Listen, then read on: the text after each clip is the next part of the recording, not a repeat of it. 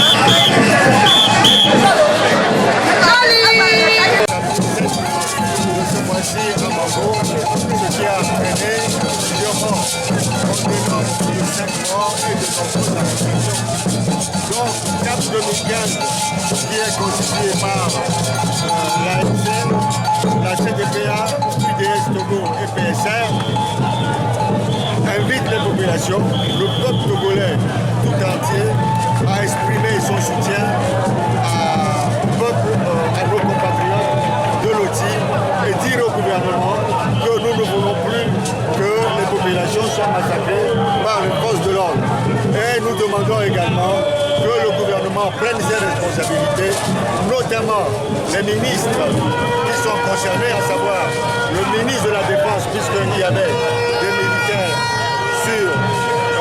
à Mango quand les choses se sont passées, le ministre de la Sécurité, le ministre de l'Environnement, donc en gros, le ministre de la Défense, donc en gros, tout le gouvernement, que le gouvernement prenne ses responsabilités et que plus jamais nous n'ayons des pertes humaines à regretter dans ce pays suite à des manifestations.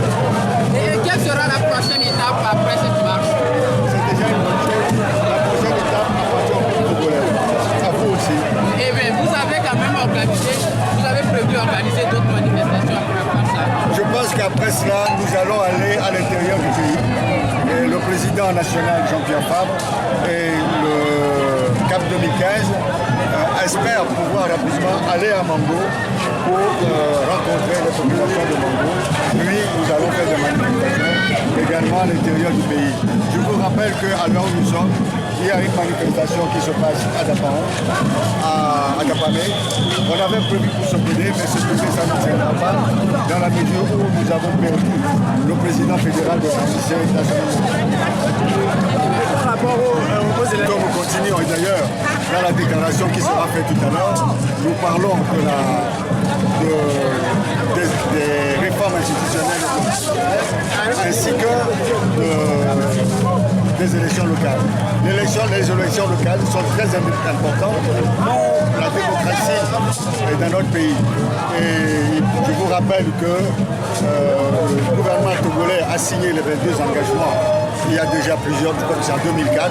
Et dans les 22 engagements, le gouvernement togolais avait pris l'engagement d'organiser les élections locales. Ça fait 11 ans que cela a été signé, toujours rien. Je pense que c'est tout un problème qui concerne tout le peuple togolais, parce que s'il y avait eu des élections locales et qu'il y avait eu des élus locaux à Mango, ce qui s'est passé ne se serait jamais passé.